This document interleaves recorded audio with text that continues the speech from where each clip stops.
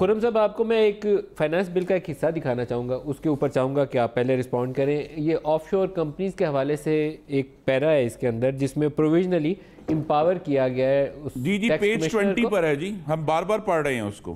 तो मैं इसकी वजाहत समझने से थोड़ा सा कासिर हूँ। हमारा तासुर ये है, मुझे लगा, मैं ले मैनू एक्सपर्ट नहीं हूँ टैक्स मैटर्स का, आप लोग एक्सपर्ट नहीं है, भी फाइनेंस मिनिस्टर हैं, आप वज़ीर तिजारत रहे हैं, तो मुझे तो ये लगा कि शायद प्रोविजनली एक ऑप्शन दे दी गई है कि जिसका ऑफशोर एसेट कोई आइडेंटिफाई कर ले, ढूंढ ले कोई एजेंसी, ये नहीं कि खुद डिक्लेयर करेगा, अनडिक्लेयर्ड एसेट जिसको कोई एजेंसी ढूंढ ले, पकड़ ले, भाई तेरी कंपनी है, वहाँ पे जायदाद है तेरी, तो वो उसको टैक्स कमिश्नर को इख्तियार होगा कि प्रोविजनली उसकी असेसमेंट करके उसके ऊपर टैक्स चार्ज कर ले। ये कोई रेगुलराइज करने का तरीका है या उसके ऊपर कोई जुर्माना आयद करने का, कार्रवाई करने का तरीके का आगाज़ है? मैं समझने से कासिर हूँ, आप बताइएगा। जी, जिस तरह आपने दिखाया भी है स्क्रीन पे, मैं भी लेकर बैठा हुआ हूँ इसको, सफ़ा 20 के ऊपर ये है अमेंडमेंट। इसकी जो तहरीर है वो तो ये कह रही है कि ये ऑफशोर कंपनी और ऑफशोर असासे रखने वाले जो लोग हैं उनको एक बड़ी खूबसूरती से, खामोशी से NRO दे दिया गया है कि अगर वो डिस्कवर हो जाए उसको उसी वक्त असेस करके उस पर टैक्स लगा दें, और फिर वो जिसने, नाम ये नहीं मालूम कि चोरी की थी कि नहीं की थी, लेकिन अगर जो चोरी वाला है, असल तो वो इशू है कि जिसने चोरी भी की थी, वो अगले दिन अदालत में खड़ा होकर कहेगा कि जनाब जज साहब, मैंने तो इसके ऊपर टैक्स अदा कर दिया है। तो ये इसमें जो तमाम क्रिमिनल लायबिलिटी है उसको दबाया गया है इस अमेंडमेंट के जरिए, और इसीलिए जो है ये जो अभी वजाहत आ भी जाएगी, ये वजाहत दे रही है हुकूमत के, जी हमने तो सख्त किया, सख्त नहीं किया।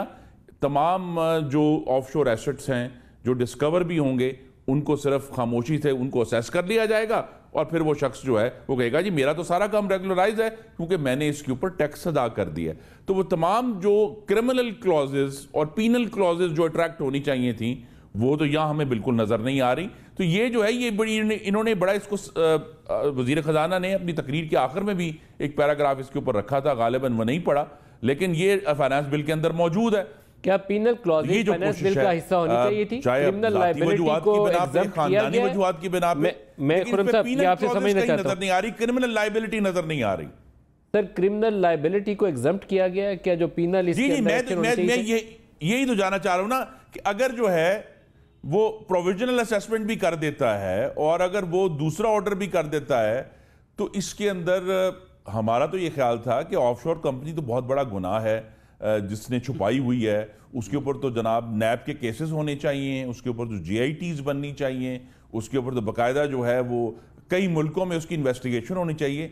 यहाँ ये हुआ, और गालिबन चूँकि अभी हालिया चंद महीने पहले वज़ीर आज़म के अपने ख़ानदान में शायद यही इस्तेमाल किया गया तरीक़ाकार कि उसको क्वाइटली असेस करके उसके ऊपर जो भी फ़ाइन लगा के जो है उसको रेगुलराइज कर दिया, और वो तमाम जो क्रिमिनल और पीनल क्लॉजेस थी वो जो हैं वो दबा दी गई हैं, और आगे से हम इस तरह चलेंगे। तो ये ये जो बजट था ये सिर्फ माफियाज को सपोर्ट करने के लिए था, ये पाकिस्तान को के टैक्स मैटर्स को दुरुस्त करने के लिए या ट्रांसपेरेंसी करने के लिए नहीं था। आफ्ताब साहब, ये जो ऑफशोर एसेट्स वाली क्लॉज है इसकी आप क्या मतलब हमें समझाते हैं? मैं तो समझना चाहता हूँ आपसे। अच्छा देखिए, बात ये है कि ये कहा है कि जी जिसकी ऑफशोर कंपनीज हैं, ये ऑफशोर एसेट्स के मतलब जो भी है, एसेट्स हैं जो भी है, उस पर इनकम टैक्स कमिश्नर जो है वो टैक्स एक लगा सकता है, लेकिन उसमें ये नहीं कहा कि उसके साथ के जो दूसरे मामलात हैं उसको ख़त्म कर दिया गया है। मतलब ये तो बताना पड़ेगा ना आपको, टैक्स तो लगना है कि भाई आपकी चीज़ साबित हुई है जिस पे आप टैक्स नहीं दे रहे, टैक्स तो आपको देना है, लेकिन इसको ये भी तो साबित करना पड़ेगा कि ये एसेट्स आपने बनाए कैसे, समझे ना। तो ये अपनी जगह पर इसके अंदर डालना जरूरी नहीं था कि उसके ऊपर जो पीनल क्लॉजेज हैं उसका इतलाक होगा, उसके खिलाफ कार्रवाई होगी कि पैसा मनी लॉन्ड्रिंग की या करप्शन के जरिए पैसा कमाया और बाहर लेकर गए। यही तो कमाल है कि ऑपोजिशन इसको असेंबली में उठाए इस बात को कि भाई इसको भी तो डालो। ऑपोजिशन तो मेरा यकीनन नहीं डालेगी, इंशाल्लाह ये ऑपोजिशन करेगी। गुलाम दस्तगीर खान साहब और नवीद कमर साहब जरूर इस बात पर उठाएंगे कि जी ये तो अपनी जगह टैक्स तो आप वसूल करें, टैक्स तो वसूल करें, लेकिन उसके साथ साथ जो उसके मामला है। अच्छा, वो पढ़ के कुछ सुनाना चाह रहे हैं, जी बताइएगा। मैं देखिए जी, वजीर खजाना की तकरीर में चूंकि उर्दू में लिखा हुआ है तो शायद नाज़रीन के लिए पढ़ने की आसानी हो कि गैर मुल्की असासों को टैक्स के धारे में लाना मुश्किल है क्योंकि उनमें मल्टीपल ज्यूरिसडिक्शंस इन्वॉल्व होती हैं।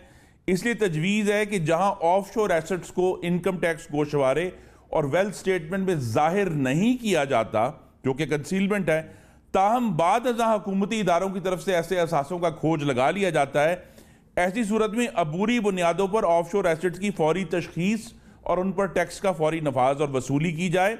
इस तरमीम से खोज लगे हुए असासों से टैक्स की बेहतर वसूली के अलावा टैक्स कवानीन की पासदारी को फरोग हासिल होगा।